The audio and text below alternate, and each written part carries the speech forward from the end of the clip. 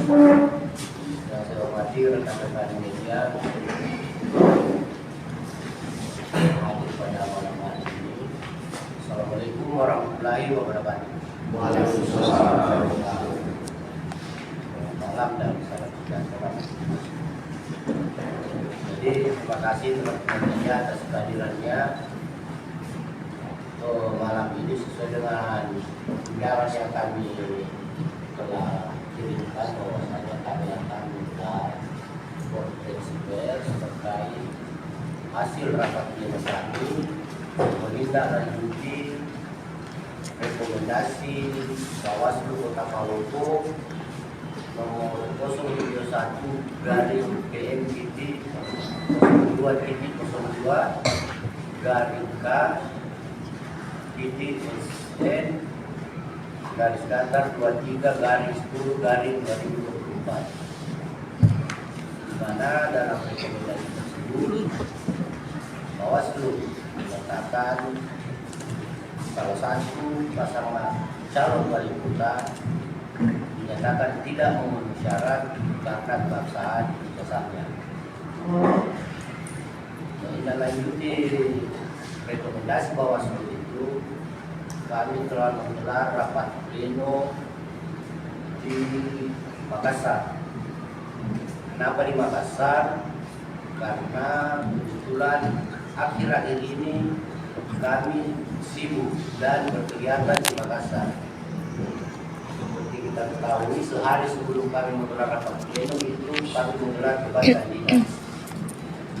Jadi itu alasan kami kenapa plenonya di Makassar.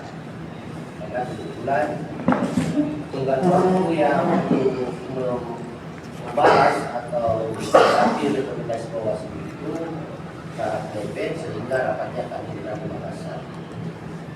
Rapatnya itu kami gelar tadi malam, kemarin siang sampai sore kami berdiskusi, dan pada intinya dalam rapat pleno itu kami memutuskan bahwasanya kami tidak bisa menindaklanjuti rekomendasi Bawaslu Kota Palopo. Kenapa? Untuk teman-teman bertanya, kenapa tidak ditindaklanjuti? Seperti teman-teman ketahui, rekomendasi Bawaslu itu berimplikasi pada men-TMS-kan salah satu pasangan calon. Sementara jelas dalam peraturan kami di PKPU nomor 8 tahun 2024 ini jelas dikatakan bahwasanya ketika saya bacakan lengkap ya, biar kita tidak salah tafsir. Pasal 133 ayat 1 menyatakan bahwasanya dalam hal terdapat pengaduan atau laporan terhadap ketidakbenaran ijazah atau surat tanda tamat pelajar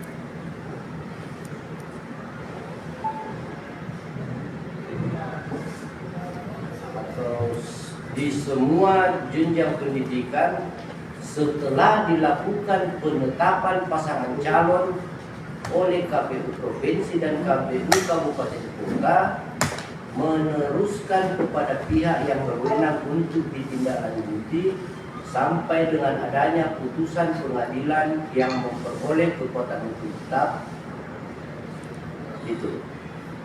Itu dasar hukum kami bersikap.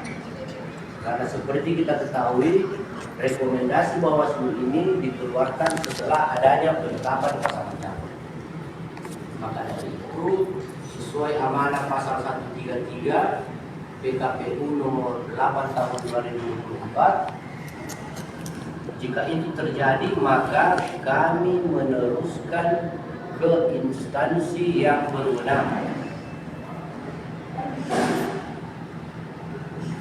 dalam hingga kasus itu memiliki putusan tetap dari pengadilan. Jadi teman-teman, Itu yang perlu kami sampaikan. Di ayat 2 di situ disebutkan bahwa dalam hal putusan pengadilan sebagaimana dimaksud pada ayat 1 menyatakan ijazah atau surat tanda tamat pelajar calon atau pasangan calon tidak sah.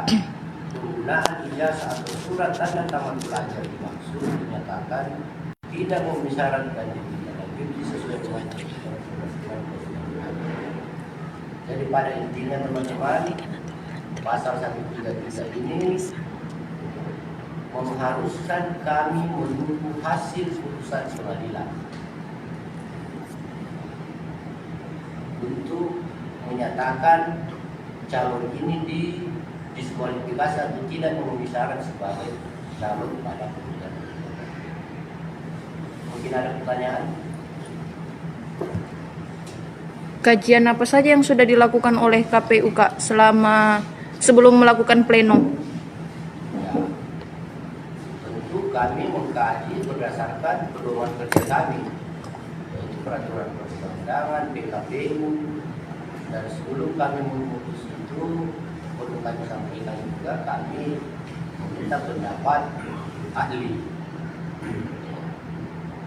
Jadi keputusan kami itu tidak berdiri sendiri.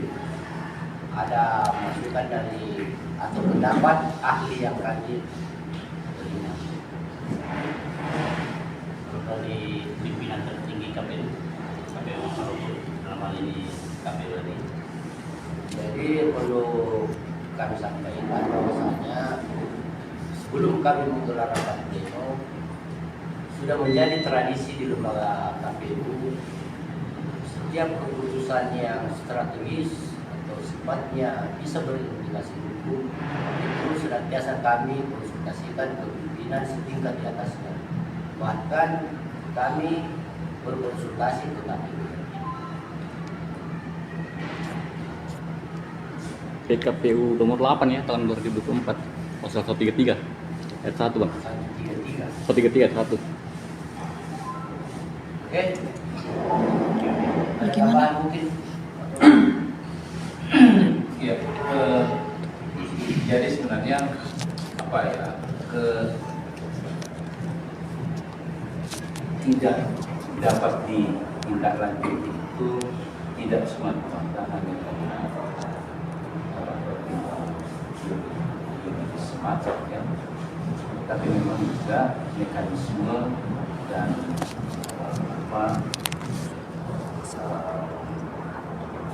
alur pleno yang ada saat kami menggelar pleno itu juga salah satu menjadi pertimbangan ya. Memang ada dinamika yang terjadi dalam pleno itu sehingga itu tidak dapat ditindaklanjuti.